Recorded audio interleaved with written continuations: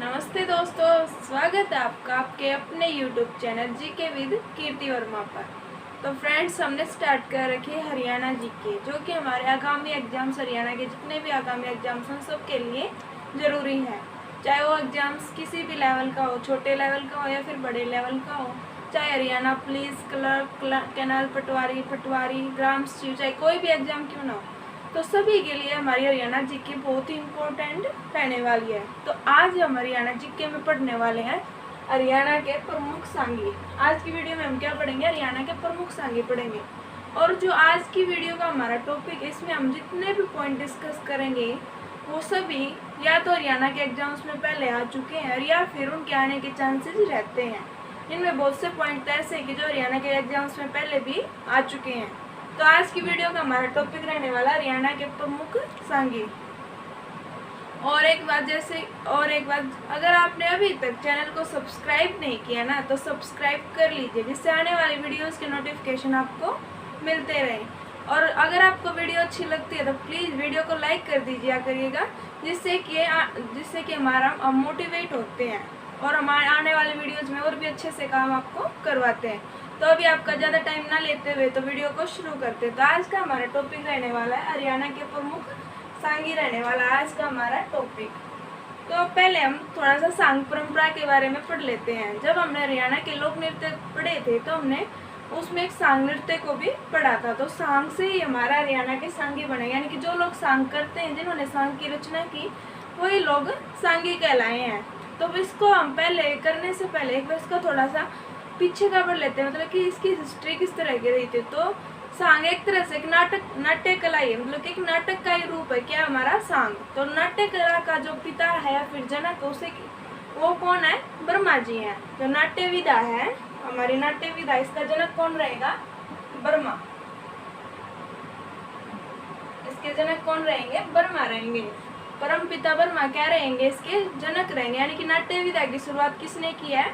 भगवान ब्रह्मा ने की है। फिर अब हम पढ़ना है कि सांग होता क्या है। जो हम सांग भी बोलते हैं, फिर स्वांग भी बोला जाता है इसको, ये होता क्या है? तो सांग और स्वांग क्या होता है? लोक संगीत नाटक को स्वांग या सांग कहा जाता है। यानी कि लोक संगीत प्लस नाटक इज इक्वल टू क्या हो गया? हमारा सांग हो गया।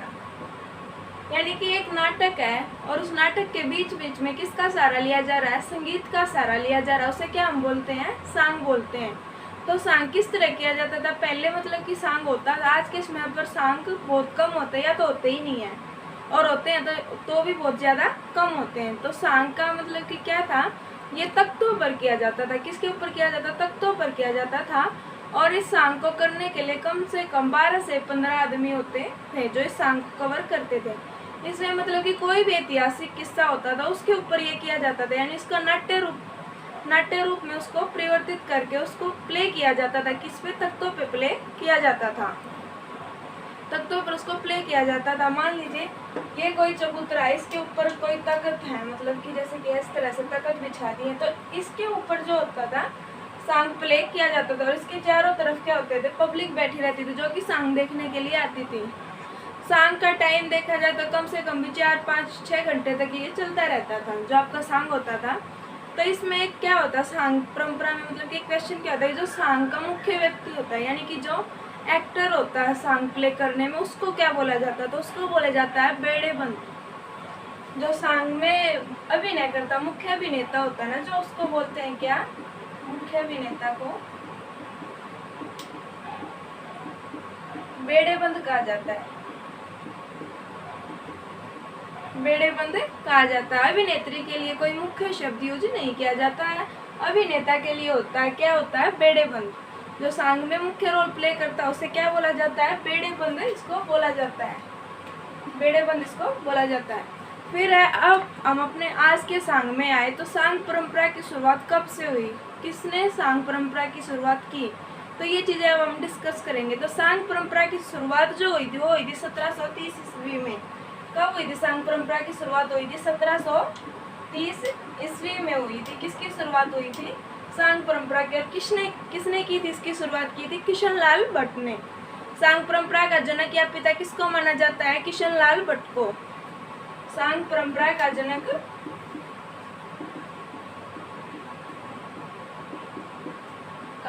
किसे माना जाता है? किशन लाल भट्ट को माना जाता है, किशन लाल भट्ट। तो अभी किशन लाल भट्ट से हमारे क्वेश्चन बनते। तो किशन लाल भट्ट का संबंध कहाँ से था? मेरठ से इनका संबंध था। कहाँ से था? मेरठ उत्तर प्रदेश से किशन लाल भट्ट का संबंध था। मेरठ उत्तर प्रदेश, मेरठ उत्तर प्रदेश से इनका संबंध है, फिर हम इसको यूपी भी बोल सकते हैं। और अगर कई बार इनकी जाति से भी सवाल उठा लिया जाता कि भाई इनकी जाति क्या थी, तो किशन लाल भट्ट डूम जाति से संबंध रखते थे, या फिर हम इनको जोरासी भी बोल सकते हैं, डूम या जोरासी। तो किशन लाल भट्ट का संबंध किस जाति से था? डूम जाति से इनका संबंध था। किसका? किशन लाल भट्ट का। तो एक बार को दोबारा देखते। तो नाट्य परंपरा की शुरुआत वर्मा जी ने की थी, और जो सांग है ये इसकी मतलब कि आज के टाइम पे शुरुआत है कब हुई? 1730 ईस्वी में। किसने की? किशन लाल भट्ट ने की। किशन लाल भट्ट का संबंध कहाँ से था? मेरठ यूपी से था। और कौन सी जाति से संबंधित थे? डूम या फिर जोरासी जाति से ये संबंधित थे। अब हम पढ़ेंगे हरियाणा में सांग परंपरा के बारे में, यानी कि तो सांग परंपरा का जनक हमने पढ़ा था। अब हरियाणा में सांग परंपरा के बारे में हमें इसमें पढ़ना है। तो हरियाणा में जो सांग परंपरा है इसकी शुरुआत की थी दयाचंद बैमन ने। हरियाणा में सांग परंपरा की शुरुआत किसने की थी? दीपचंद बैमन ने इसकी शुरुआत की थी। इसमें हरियाणा में, यानी कि सांग की जो शुरुआत है, यानी कि जो जनक है सांग का, वो कौन थे? किशन लाल भट्ट। लेकिन हरियाणा में सांग को जिसने बढ़ावा दिया, हरियाणा में सांग को जिसने बढ़ावा दिया, सांग को प्रसिद्ध किया, वो कौन थे? दीपचंद बैमन। तो हरियाणा में सांग परंपरा को बढ़ावा किसने दिया? दीपचंद बैमन ने दिया, दीपचंद बैमन। तो हमारे दीपचंद बैमन, पंडित दीपचंद बैमन से क्वेश्चन बनते हैं। तो एक तो इनके जन्म से क्वेश्चन होता है। तो पंडित दीपचंद बैमन का जन्म कहाँ हुआ है? शेरी खादा गांव सोनीपत में। तो इनका जन्म कहाँ हुआ है? शेरी खादा सोनीपत। गांव कौन सा है? शेरी खादा। और जिला कौन सा रहेगा? सोनीपत। तो दीपचंद बैमन का जन्म कहाँ हुआ है? शेरी खादा गांव सोनीपत में हुआ है। और इनके गुरु का नाम पूछ लिया जाता, तो गुरु का नाम इनका क्या रहेगा? छज्जूराम। गुरु छज्जूराम। दीपचंद बैमन का जन्म हुआ शेरी खादा गांव सोनीपत में, और गुरु कौन है? छज्जूराम। फिर इनकी उपाधियों से क्वेश्चन बहुत बार पूछा गया, यानी कि इनको कौन से नाम से जाना जाता है, इनको क्या उपाधि दी गई, ये क्वेश्चन बहुत से एग्जाम में बहुत बार पूछा जाता है। तो एक इनको बोला जाता है शेक्सपियर ऑफ हरियाणा। क्या बोला जाता है? शेक्सपियर ऑफ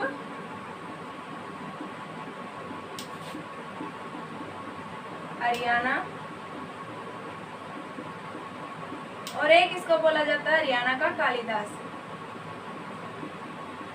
हरियाणा का कालिदास।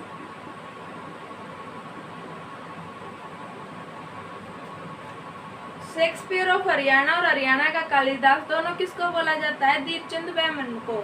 हरियाणा का कालिदास पंडित लक्ष्मीचंद को भी बोला जाता है। तो इसमें हमें कंफ्यूज नहीं होना है, क्योंकि एग्जाम में अगर क्वेश्चन आया है या फिर आएगा तो किस तरह से आएगा। अगर दीपचंद बैमन से हमारा क्वेश्चन बनता है तो एग्जामिनर आपसे पूछेगा कि हरियाणा का शेक्सपियर और हरियाणा का कालिदास किस सांगी को कहा जाता है। तो आपका आंसर क्या होना चाहिए? दीपचंद बैमन। अगर क्वेश्चन में पूछा गया है कि सिर्फ हरियाणा का कालिदास कौन है, तो आपका आंसर क्या होगा? पंडित लक्ष्मीचंद होगा। तो इनमें हमें कंफ्यूज नहीं होना। सिर्फ कालिदास की बात आए तो लक्ष्मीचंद रहेंगे, अगर शेक्सपियर प्लस हरियाणा के कालिदास की बात आए तो कौन रहेगा? पंडित दीपचंद बैमन रहेंगे। तो पंडित दीपचंद बैमन से हमारे क्वेश्चन क्या बनेंगे? एक तो इनके जन्म से बनेंगे। जन्म कहाँ हुआ? शेरी खादा सोनीपत में। गुरु छज्जूराम। और उपाधि क्या रहेंगी? शेक्सपियर ऑफ हरियाणा और हरियाणा का कालिदास, इनकी उपाधियां रहेंगी। एक जो आपका सोनीपत है, आपके ज्यादातर सांगी जो मुख्य सांगी हुए हैं वो सोनीपत से हैं, तो इस कारण सोनीपत को सांगियों की धरती भी बोला जाता है, या फिर स्वांगियों की धरती भी हम कह सकते हैं। इसको क्या बोला जाता है? सांगियों की धरती सोनीपत को बोला जाता है। फिर एक नेक्स्ट हमारा जो नाम रहने वाला है वो रहेगा हमारा अहमद बख्श थानेसरी का। एक सांगी हुए जिनका नाम है अहमद बख्श थानेसरी। जैसे कि नाम से ही पता चल रहा है पीछे थानेसर आ रहा, तो इनका संबंध कहाँ से रहेगा? थानेसर से रहेगा। और थानेसर कहाँ हमारा? कुरुक्षेत्र में है। थानेसर का पुराना नाम पूछा जाए तो स्थानेश्वर। तो अहमद बख्श थानेश्वरी ने रचना की थी थानेश्वरी रामायण की। तो थानेश्वरी रामायण की रचना किसने की थी? अहमद बख्श थानेश्वरी ने रचना की थी। किसकी? थानेश्वरी रामायण की रचना की थी। किसकी रचना की थी? थानेश्वरी रामायण की रचना की थी। और कौन सी भाषा में की थी? कोरवी भाषा में रचना की थी। कोरवी भाषा में। किस भाषा में? कोरवी भाषा में इसकी रचना की थी। किसकी? थानेश्वरी रामायण की। कोरवी भाषा क्या है? या तो हम इसको आज के टाइम में खड़ी बोली भी बोल सकते हैं। तो खड़ी बोली को क्या बोला जाता है? कोरवी भाषा बोला जाता है। तो थानेश्वरी रामायण की रचना किसने की थी? अहमद बख्श थानेश्वरी ने की थी। इसके बाद हमारा पंडित लक्ष्मीचंद से क्वेश्चन बनते हैं। हमारे पंडित लक्ष्मीचंद से बहुत सारे क्वेश्चन बनेंगे। और एक अहमद बख्श थानेश्वरी ने एक और रचना की थी, वो थी इनकी जयमल फत्ता। एक और रचना क्या थी इनकी? जयमल फत्ता। तो अहमद बख्श थानेश्वरी की दो रचनाएं रहेंगी, थानेश्वरी रामायण और जयमल फत्ता। तो ये किसकी रचनाएं रहेंगी? अहमद बख्श थानेश्वरी की रचनाएं रहेंगी।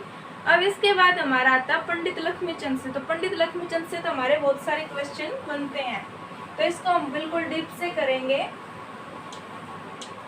जो अगले हमारे सांगी रहेंगे वो हमारे पंडित लक्ष्मीचंद।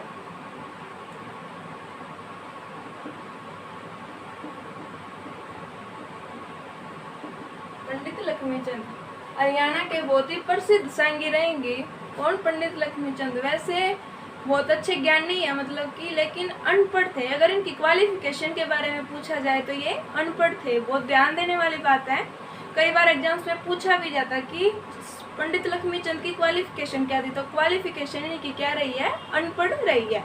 तो अब इनके जन्म से देखेंगे तो इनका जन्म कब हुआ है? 1903 में हुआ है। 1903 में पंडित लक्ष्मीचंद का जन्म कब हुआ है? 1903 में हुआ है। कहाँ हुआ है? जाटी कला सोनीपत में हुआ है। कहाँ हुआ इनका जन्म? जाटी कला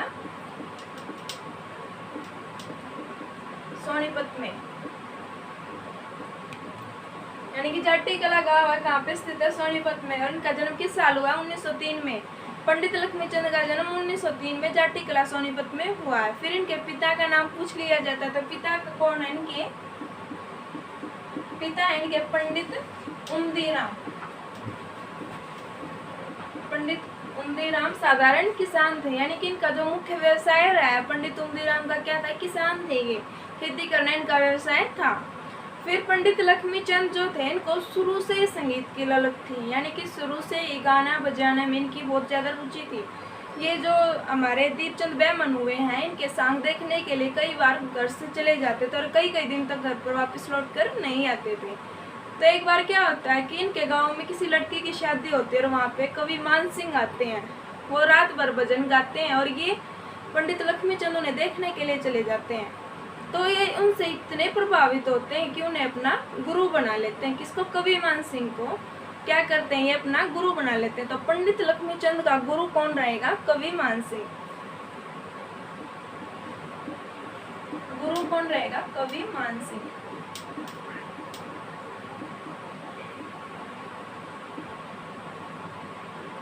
तो पंडित लक्ष्मीचंद का गुरु रहेगा मान सिंह। तो मान सिंह इनके मतलब कि गुरु इनके आगे भी आएंगे। जो मान सिंह थे वो इनके कैसे गुरु थे? संगीत गुरु थे, यानी कि संगीत से जिन्होंने लक्ष्मीचंद का परिचय करवाया वो कौन थे? पंडित मान सिंह थे। तो ये इनके कैसे गुरु थे? संगीत गुरु थे। जो कवि मान सिंह थे वो कैसे गुरु थे? संगीत गुरु थे। किसके? पंडित लक्ष्मीचंद के। इसके बाद इन्होंने क्या किया? संगीत सीखा, कवि मान सिंह से सीखा इन्होंने गाना बजाना। इसके बाद इन्होंने सॉन्ग रचे, तो उन सॉन्गों को प्ले करना, यानी कि स्टेज पर उनको प्ले करना, तो वो इन्होंने सीखा दो लोगों से, यानी कि इनके अभिनय गुरु के बारे में अब हम पढ़ेंगे। तो अभिनय गुरु रहेंगे एक तो इनके रहेंगे मेहंदीपुर निवासी श्रीचंद और दूसरे रहेंगे सोहन कुंडलवाला। तो अब इनके अभिनय गुरु कौन कौन रहेंगे?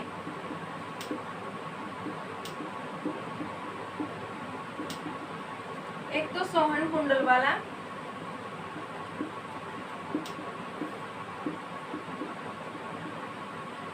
और एक श्रीचंद।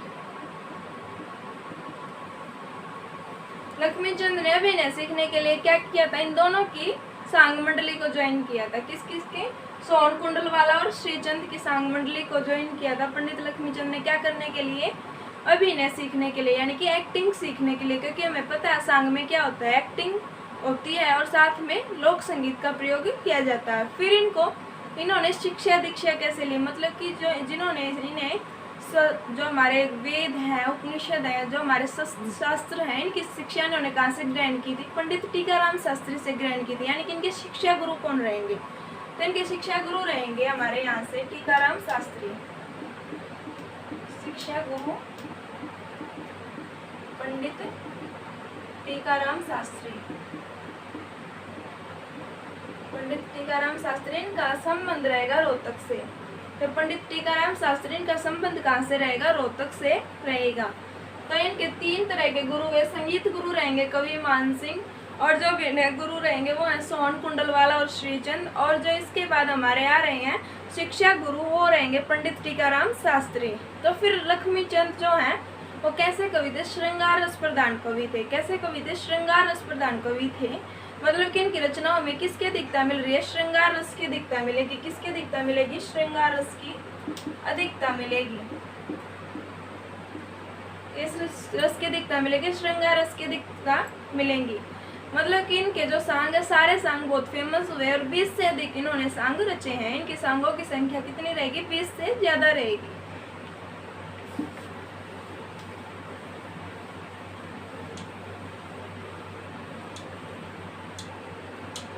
पंडित लक्ष्मीचंद के सांग कितने रहेंगे, 20 से अधिक रहेंगे। अब इसमें हम पढ़ेंगे मुख्य सांग कौन कौन से थे। तो मुख्य सांग इसमें थे, एक तो था भगत पूरनमल, सेठ ताराचंद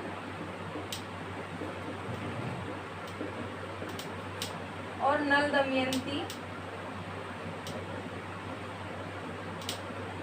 ये इनके प्रमुख सांग रहेंगे, यानी कि जो इनके प्रसिद्ध और मुख्य सांग जो रहेंगे वो कौन कौन से रहेंगे, भगत पूरनमल, सेठ ताराचंद, नल दमयंती।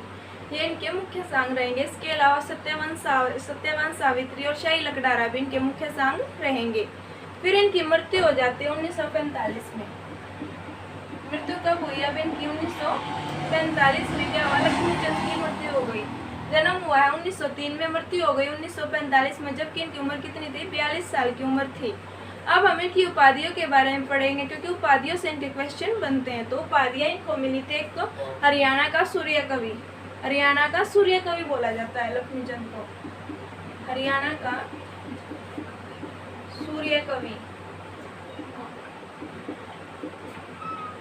हरियाणा का सूर्य कवि बोला जाता है। किसको, हरियाणा का कालिदास भी बोला जाता है, हरियाणा का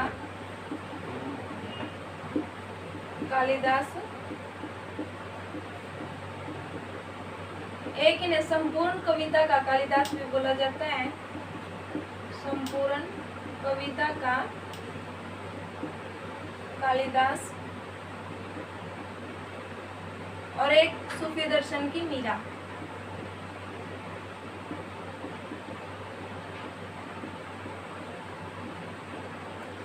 तो पंडित लक्ष्मीचंद की कितनी उपाधियां रहेंगी, 4 उपाधियां रहेंगी। एक तो हरियाणा का सूर्य कवि रहेगा, एक हरियाणा का कालिदास रहेगा, एक संपूर्ण कविता का कालिदास रहेगा और एक सूफी दर्शन की मीरा रहेगा। ये इनकी उपाधियां।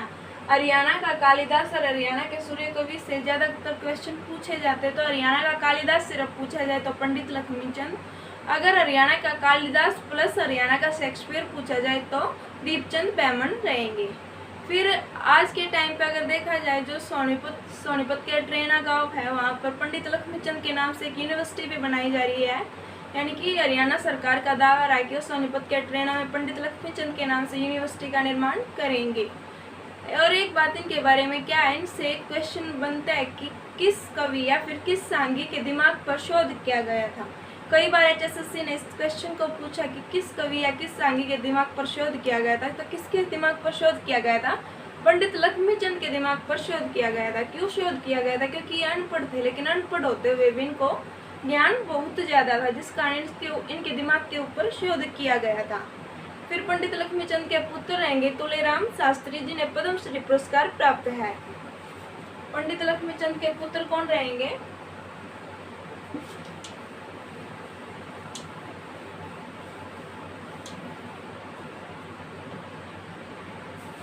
इनके पुत्र रहेंगे तुलेराम शास्त्री,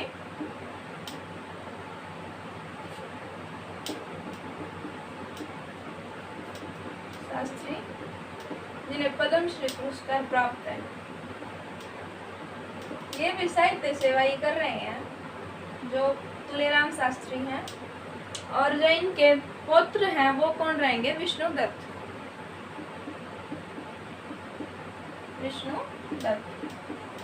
विष्णुदत्त क्या है? पौत्र हैं किसके? पंडित लक्ष्मीचंद के। यानी कि पंडित लक्ष्मीचंद के पुत्र का नाम क्या है? तुलाराम शास्त्री है, जो कि पद्मश्री पुरस्कार से विभूषित। और पौत्र कौन है? विष्णुदत्त हैं। ये भी साहित्य सेवा कर रहे हैं, दोनों पुत्र और पौत्र। तो पंडित लक्ष्मीचंद से हमारे क्वेश्चन बनते थे। अब इसके बाद हमारा अगला सांगी रहेगा पंडित मांगेराम।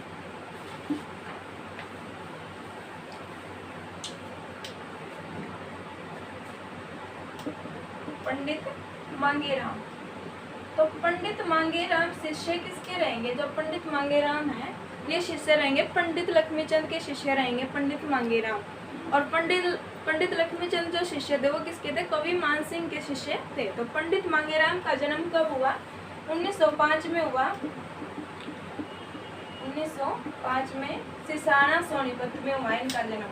सिसाना गांव सोनीपत में इनका जन्म हुआ है। किसका? पंडित मांगेराम का जन्म कहाँ हुआ? 1905 में हुआ, सिसाना गांव सोनीपत में हुआ है। गुरु कौन रहेंगे इनके? पंडित लक्ष्मीचंद इनके गुरु रहेंगे।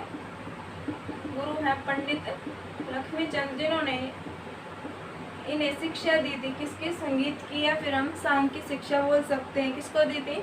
मांगेराम को दी थी। किसने दी थी? पंडित लक्ष्मीचंद ने दी थी। अब इनकी उपाधि की बात करें तो इन्हें उपाधि मिली है कवि शिरोमणि की। उपाधि क्या मिली है? किस नाम से जाना जाता है इसको? कवि शिरोमणि।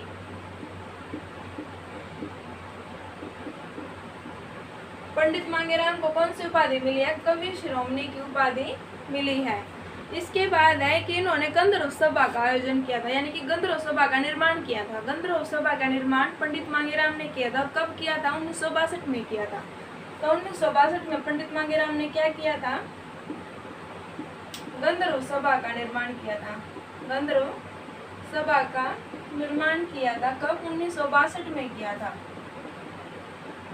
पंडित मांगेराम ने गंधर्व सभा का निर्माण कब किया था? 1962 में किया था। निधन हो जाता है इनका 1967 में। 1967 में क्या होता है? इनकी मृत्यु हो जाती है। अब इनकी हम मुख्य रचनाएं पढ़ेंगे। क्या पढ़ेंगे? मुख्य रचनाएं पढ़ेंगे। तो मुख्य सांग इनके रहेंगे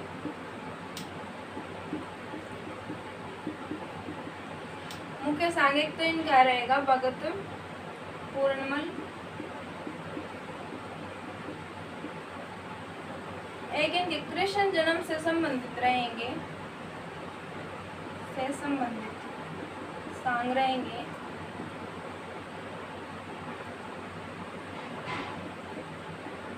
एक शिव जी का ब्याह,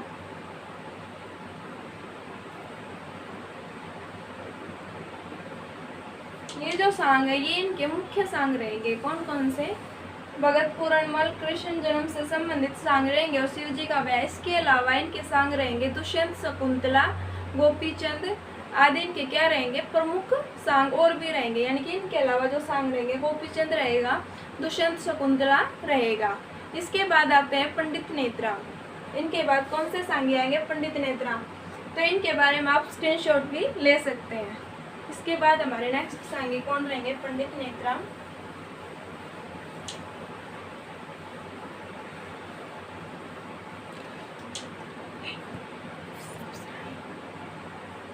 अगर आपको वीडियो अच्छी लग रही है तो प्लीज़ चैनल को सब्सक्राइब कर दीजिएगा, जिससे आने वाली वीडियोज़ की आपको नोटिफिकेशन मिलती रहे।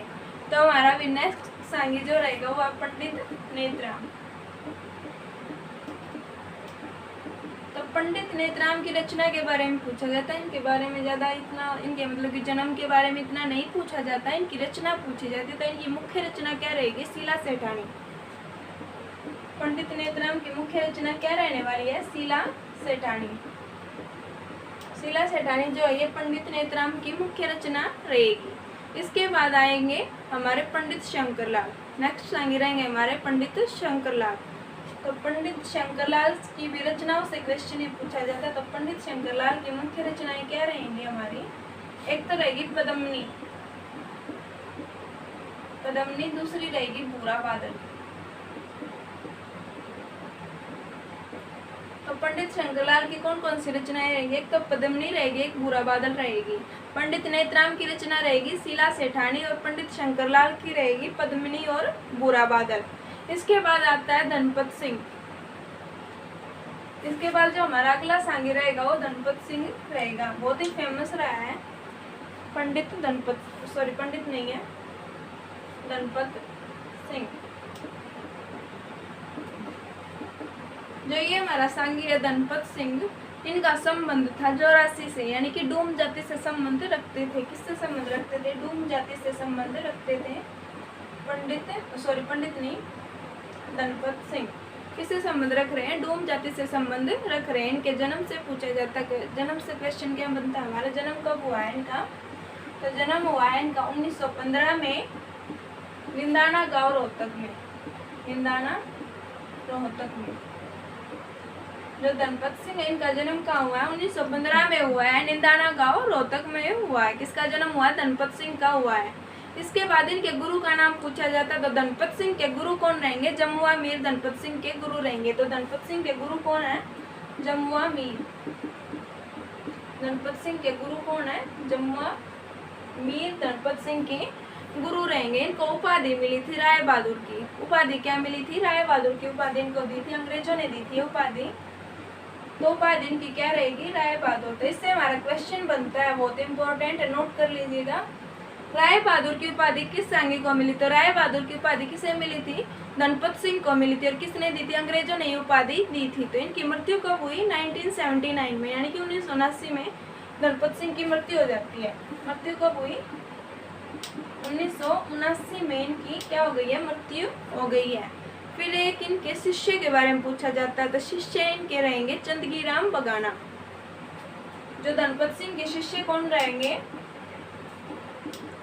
चंदगी राम बगाना। ये भी सांगी रहे चंदगी राम बगाना।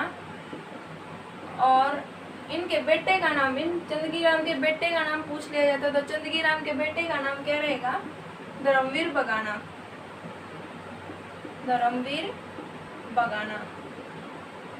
चंदगी राम बगाना किसके शिष्य रहेंगे? धनपत सिंह के शिष्य रहेंगे। और इनके बेटे को धर्मवीर बगाना या फिर धर्मवीर सांगी भी बोला जाता है। इनका एक मुख्य सांग जो कि बहुत प्रसिद्ध है, नरसी का बात। जो धर्मवीर सांगी है, इनसे क्वेश्चन हमारा बनता है कि इनका मुख्य और प्रसिद्ध सांग कौन सा रहेगा? नरसी का बात। इनका सांग क्या रहेगा? नरसी का बात।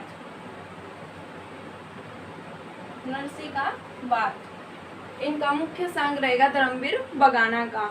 वैसे इनको राजकवि भी बोला जाता है, लेकिन आधिकारिक रूप से हरियाणा का कोई राजकवि नहीं है। लेकिन कई किताबों में जो धर्मवीर सांगी इनको राजकवि बोला जाता है, या फिर राजकवि, या इसको हम मुख्य सांगी भी बोल सकते हैं। लेकिन आधिकारिक रूप से हरियाणा का कोई भी राजकवि नहीं है। इसके बाद हम पढ़ेंगे धनपत सिंह के मुख्य सांग कौन कौन से थे।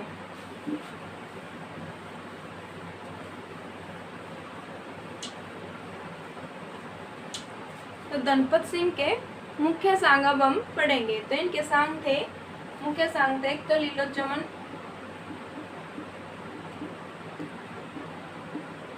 एक इनका मुख्य सांग रहेगा रूप बसंत।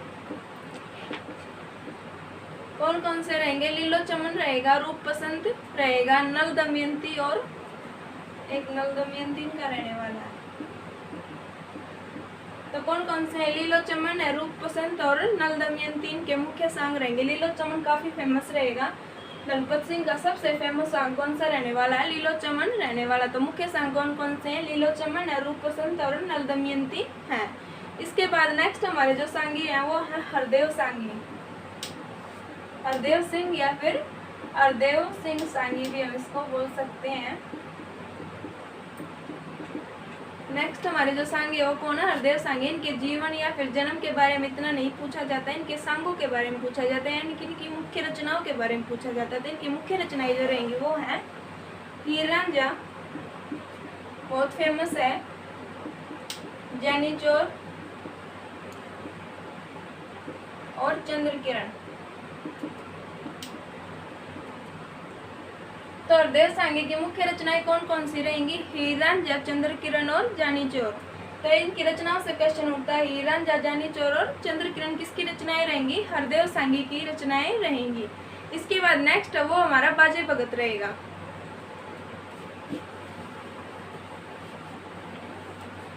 जो अगला सांघी है वो है हमारा बाजे भगत।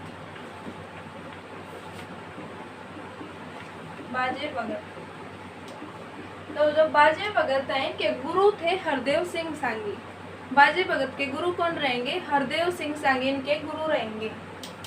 गुरु हैं इनके हरदेव सिंह सांघी।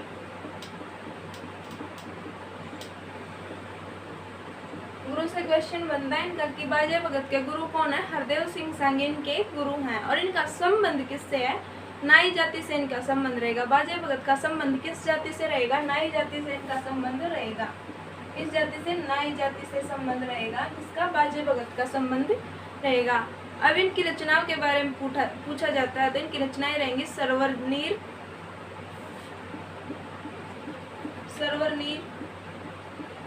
कृष्ण जन्म और नल दमयंती। तो बाजे भगत की मुख्य रचनाएं कौन कौन सी रहेंगी? सरवर नीर रहेगी, कृष्ण जन्म रहेगी, नल दमयंती रहेंगी और एक राजा हरिश्चंद्र भी किसकी रचना रहेगी? बाजे भगत की रचना रहेगी। तो बाजे भगत की एक रचना कौन सी रहेगी? राजा हरिश्चंद्र रहेगी। तो बाजे भगत से हमारे क्वेश्चन बनते हैं, एक तो इनका संबंध किस जाति से था? तो किस जाति से संबंध था बाजे भगत का? नाई जाति से इनका संबंध था। और गुरु थे इनके हरदेव सिंह सांघी और इनके मुख्य सांग थे सरवर नीर, कृष्ण जन्म, नल दमयंती और राजा हरिश्चंद्र। इसके बाद हमारे अगले सांगी हैं अली बख्श।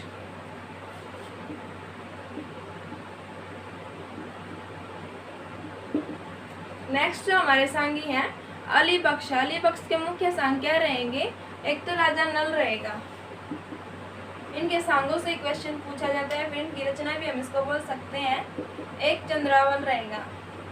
तो इनकी मुख्य रचनाएं कौन कौन सी रहेंगी? राजा नल और चंद्रावल इनकी मुख्य रचनाएं रहेंगी। किसकी? अली बख्श की। इनके जीवन या फिर जन्म से क्वेश्चन नहीं बनते हैं। इसके बाद आता है बंसीलाल।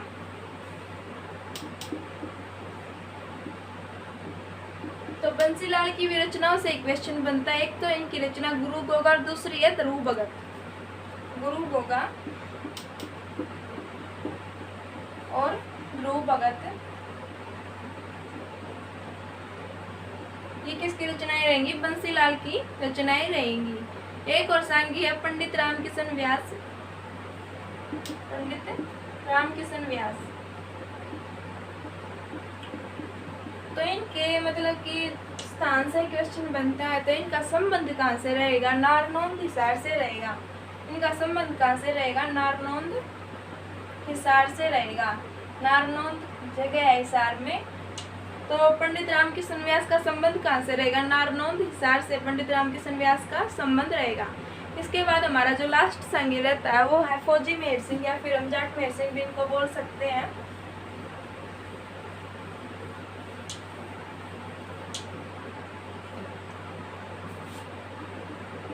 फौजी मेहर सिंह,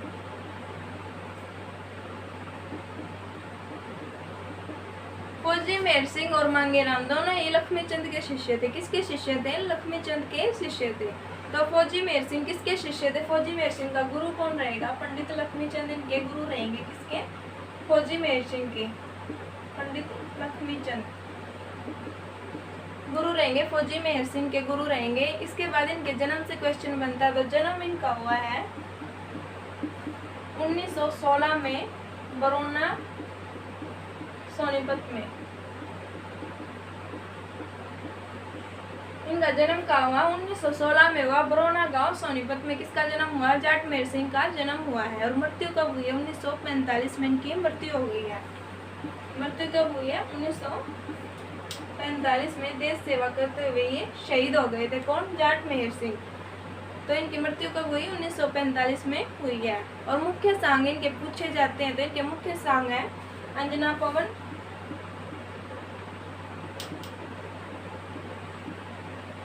नीर और एक है जगदेव बीरमती। जगदेव बीरमती। फिर ये मुख्य सांग क्या रहेंगे? अंजना, पवन, सरवर नीर, जगदेव बीरमती, जाट मेहर सिंह या फिर फौजी मेहर सिंह के मुख्य सांग रहेंगे। तो फौजी मेहर सिंह के गुरु थे पंडित लक्ष्मीचंद। जन्म हुआ 1916 बरोना गांव सोनीपत में। मृत्यु हो गई 1945 में देश सेवा करते हुए। और इनके मुख्य सांग अंजना, पवन, सरवर नीर और जगदेव बीरमती, इनके मुख्य सांग रहेंगे। तो आज की वीडियो में हमने क्या पढ़ा? हरियाणा के मुख्य सांगियों के बारे में पढ़ा और उनके सांगों के बारे में भी पढ़ा। तो ये टॉपिक हरियाणा जीके का मुख्य टॉपिक रहेगा। इससे क्वेश्चन 1 या 2 क्वेश्चन ऑलरेडी बनता है। तो फ्रेंड्स, अगर आपको वीडियो अच्छी लगी तो इसे लाइक कीजिएगा, शेयर कीजिएगा और चैनल को सब्सक्राइब कीजिएगा। Thank you.